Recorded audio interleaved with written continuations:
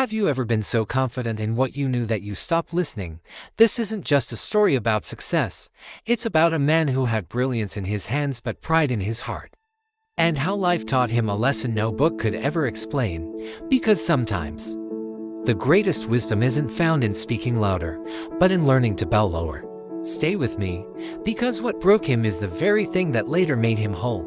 In the town of Ocala, there lived a man named Adesina. His mind was as sharp as a freshly honed blade. And whatever he touched prospered. Crops flourished on his advice. Disputes ended when he spoke. Even the elders sometimes nodded quietly when Adesina gave counsel.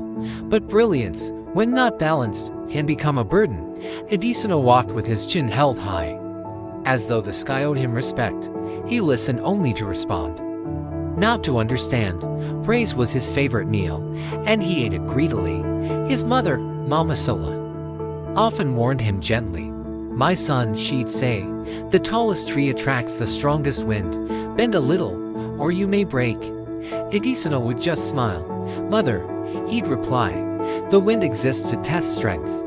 If a tree breaks, it was never strong." One season, the king announced a grand project, a stone bridge across the treacherous river Iron. Adesina saw his moment. "When the bridge stands," he boasted, "they will speak my name for generations."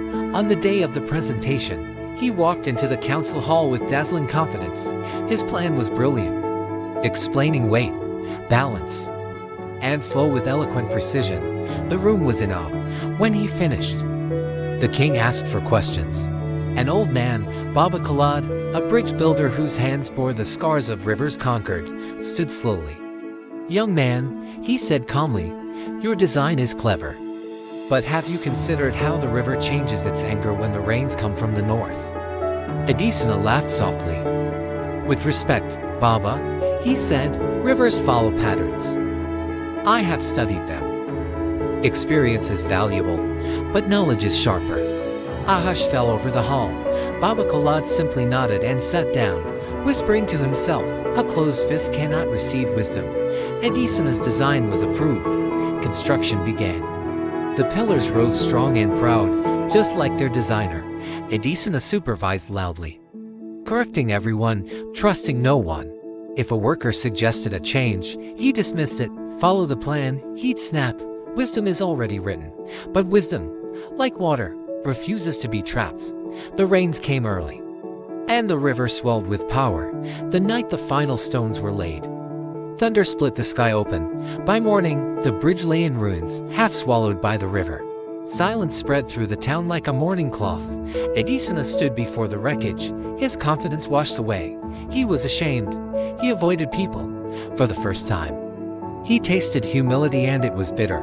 One evening, he found Baba Khalad sitting by the river. "I was wrong," Adesina said, the words fighting their way out. "I thought knowing much meant needing no one." Baba Khalad looked at the water. "Knowledge," he said finally, "is like a lamp. It helps you see. But humility is the oil. Without it, the light goes out." Adesina swallowed hard. "I want to learn," he said. "Truly learn." Baba Khalad smiled. "Good," he replied. "Because the first step to wisdom is admitting you're still a student." They worked together on a new design. This time, Adesina listened more than he spoke. He asked questions. He learned that a river isn't conquered by force, but by understanding. He learned that the empty pot makes the loudest noise. When the second bridge was completed, it stood firm against the raging storms. The town rejoiced when the king praised them both. The loudest cheer came when Adesina bowed his head and said, "This bridge stands because many minds carried it. I only helped." That day, people saw a new strength in him, the strength that bends without breaking. From then on, Adesina was known not just for his brilliance, but for his wisdom. He taught others freely and listened deeply. He had learned the truth many discover delayed. Pride may take you far, but humility teaches you how to stay there. Thanks for watching. If this story resonated with you, consider subscribing for more tales that teach and inspire.